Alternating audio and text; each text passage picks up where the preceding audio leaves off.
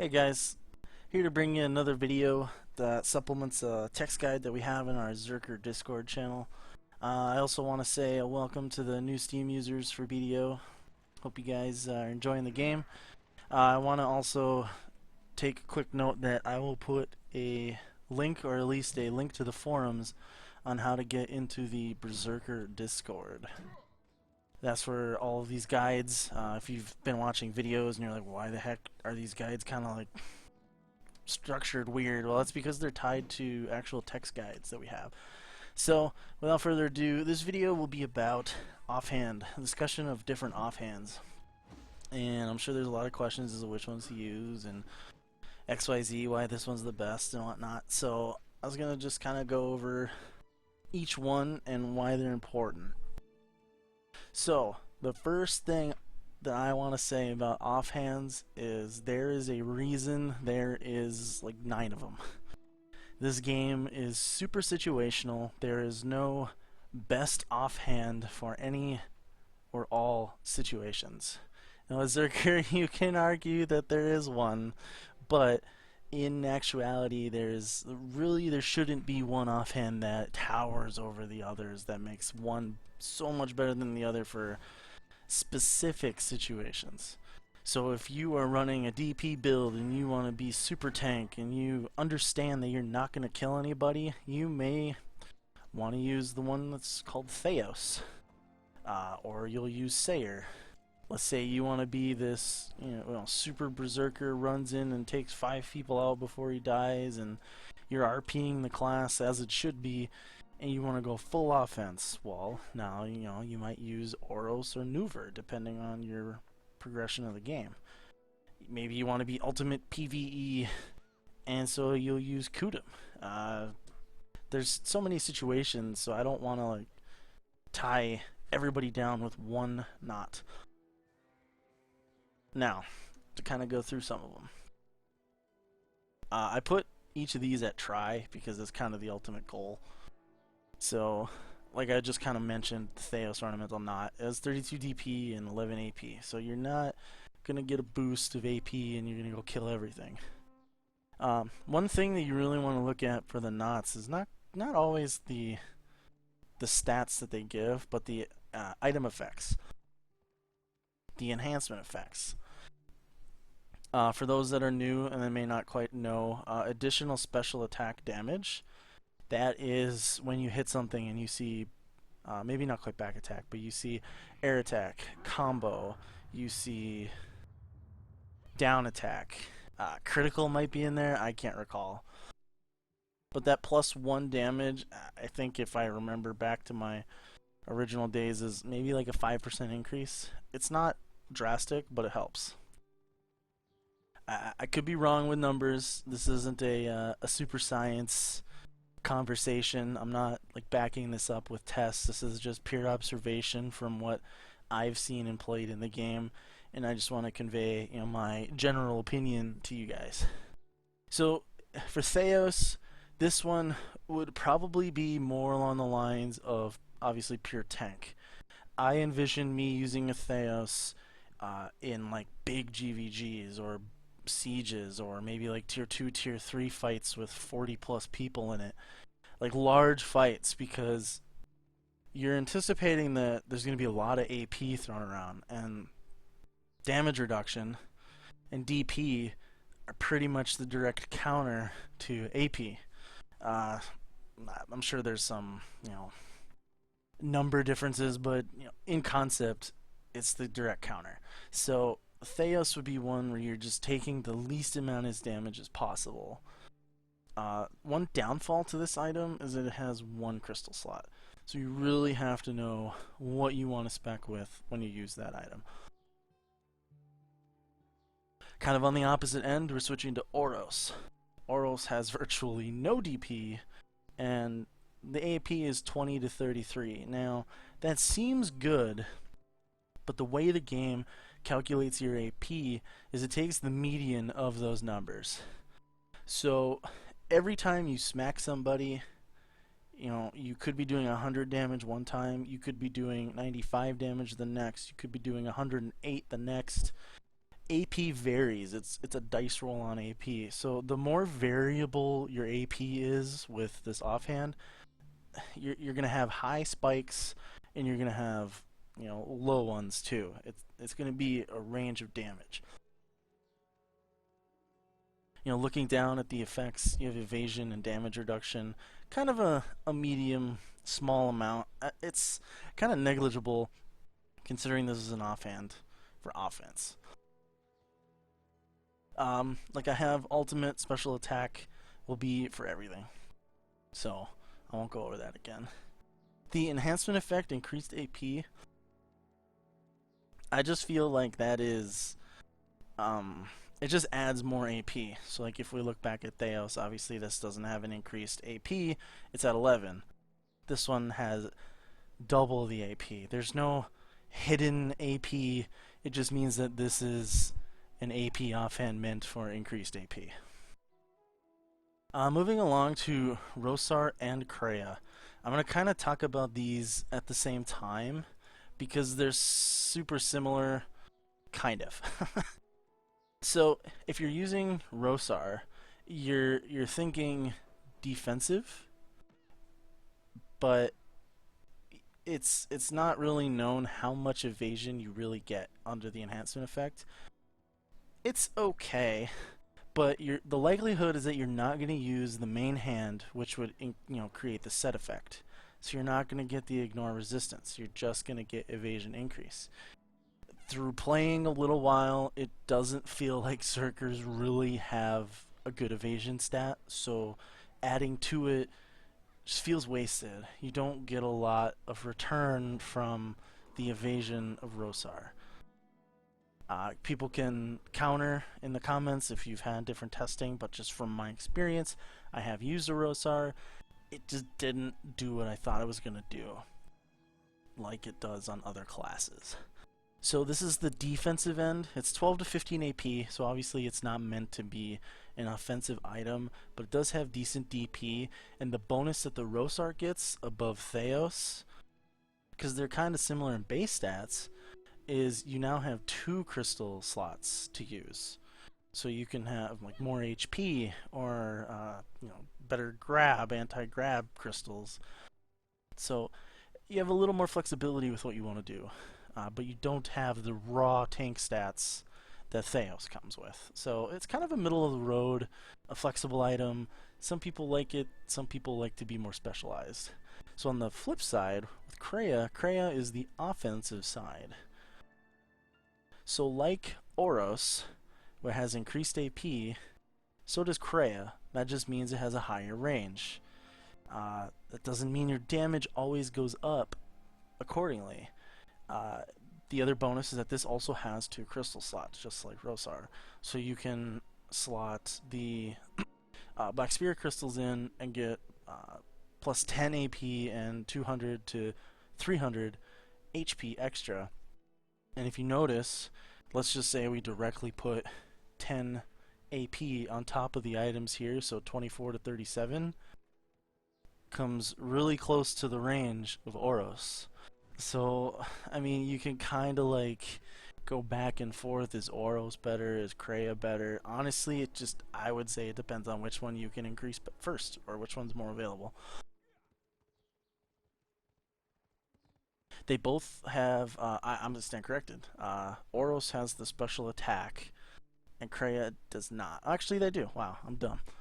They both have special attack, so you can kind of argue that they're kind of the same. So you get more health out of Kreia though. So it's kind of the original discussion we had at the beginning of the game. Which one has more AP? Well, if you do one way and one the other, like they're both the same. Or there was so much talk that I basically just boiled it down to they're pretty much the same depending on how you use crystals. So now let's. Those are kind of like medium beginners knots. I believe Theos has its usefulness in Node War if you are going the full DP. I would try to stay away from Oros or Kreia or Rosar if possible. Rosar, if you're going to go defense, I would say go Theos. If you're going offense, I would say go Nuver, and that's the one that I'm talking about next. So Nuver has the highest AP you can get from an offhand for all the classes. It has 2 crystal slots, so you can pretend like you're putting 10 more AP on top of that. It also has resistances plus 10, so it just gives you plus 10 resistances. Not the biggest stat, but hey, it works. So, from here, you have Nuver. Nuver is just raw damage. Pure AP, it gives you a decent increase in stats. It's kind of hard to get. It's a pain in the butt to enhance. So, I would suggest if you're still early on in the game or you're still mid-level in the game, maybe stick with Kreia Oros with the anticipation of getting Nuver, or just save to get the Nuver flat out. Now, in Nuver with PvE, it's great. It just destroys mobs. It obviously you have more AP, you hit harder. I like it. In PvP, it doesn't exactly translate as well. So now here we kind of get into the argument of Kudum over Nuver, so on and so forth. In PvE, Kudum has less AP, so this one's 24 to 26. Nuver's 38 to 40. But Kudum in PvE just looks like, feels like, it does the same amount of damage as Nuver does. When you get into PvP, it's not quite the case. From the testing that I've physically done by myself, just hitting people, testing which weapon does which, Nuver does edge out more damage than Kudum. Now, that's not going to be the same for every class. And in PvP, there's also a discussion that you would think that Kudum benefits over Nuver because of the ignore all resistance 10%. So that ignore all resistance goes against other players' role, to evade grab. I mean, every chance, every stat you can get to help you, to benefit you, is good. So Nuver's raw damage, it doesn't help you hit your target, it doesn't help you grab your target. It's just if all your rolls succeed, you do a little more damage. Kudum, on the other hand, has a little bit of AP, a little bit of DP, a little bit of accuracy. It's an all-around item. But what people kind of ignore, I think, sometimes, is that 10% grapple. Because you can put the 10% from Kudum, you can get 20% in your main hand if you have a 2-slot main hand, and that's 30% resistant, or 30% overall against grab, against anything really, but primarily you're looking at the grab. Now Zerkers, I'll show you real quick. If you scroll all the way down in your main skill, they have this increased grip skill. It says grapple success rate plus 30. Now, the reason why they gave us this was in the past is that they changed the way grab works. As you continually grab people, so our grab chains can technically get up to like 6 grabs in a row. After the third grab, the probability of you grabbing somebody goes way down. So this plus 30 helps Berzerkers out a little bit because we are a grab-oriented class. And we have many of them. So if you're juggling a bad guy back and forth, let's say you and a warrior, and you count, okay, that's the third grab, the likelihood of the warrior grabbing that guy again is very low. But you have an increased chance of going 4, even 5 grabs because you have increased grip with the 30%, and then you have another 30% through your crystals in your weapons. I mean, a lot of people don't like to play the grabs, or other people will cry because of their being grabbed. I mean, it stinks. You're literally taken out of the game for like 15-20 seconds. But the grabs are such a huge part of our kit. Like, if you don't use them, it's like saying a warrior, you can't block. Like, we have to use them. And if you're at the, if you're under level, I would say 59, or your gear's not the top 5%, you're going to need those grabs so that they don't hit you and that you control the fight. So Kudum has its place. I would say Kudum is very PvE oriented, but if you're doing like 1v1 or 2v2 or like small scale and you need to grab, Kudum has its place in PvP.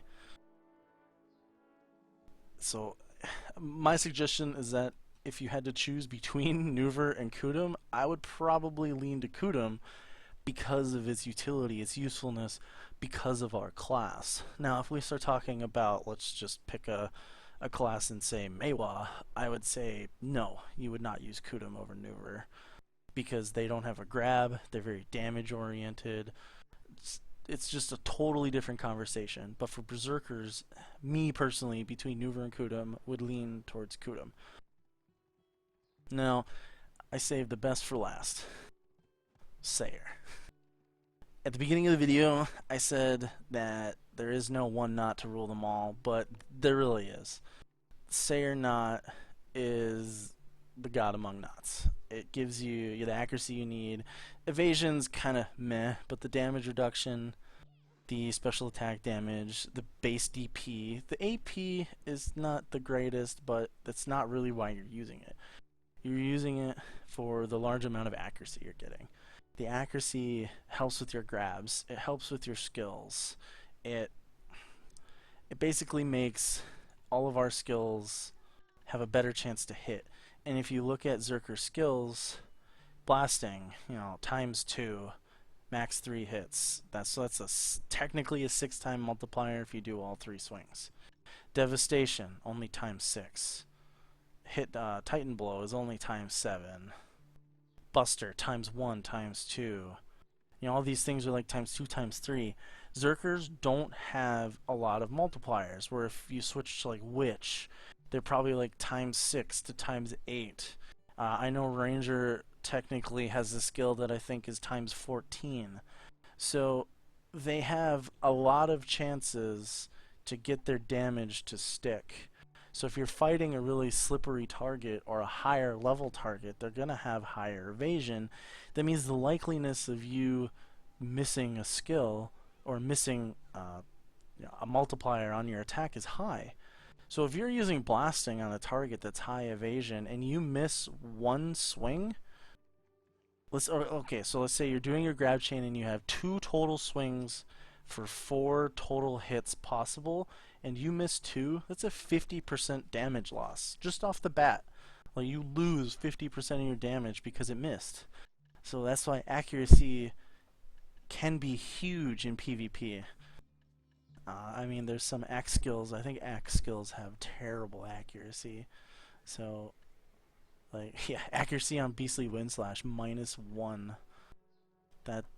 So accuracy for this one, Frenzied Destroyer, I don't even think it doesn't even have an accuracy modifier. So it's basically 0. What's Spin to Win? Spin to Win, I think, is a -5% accuracy. So if you don't have additional accuracy somewhere from items, from food, from whatever have you, you're going to be hurting.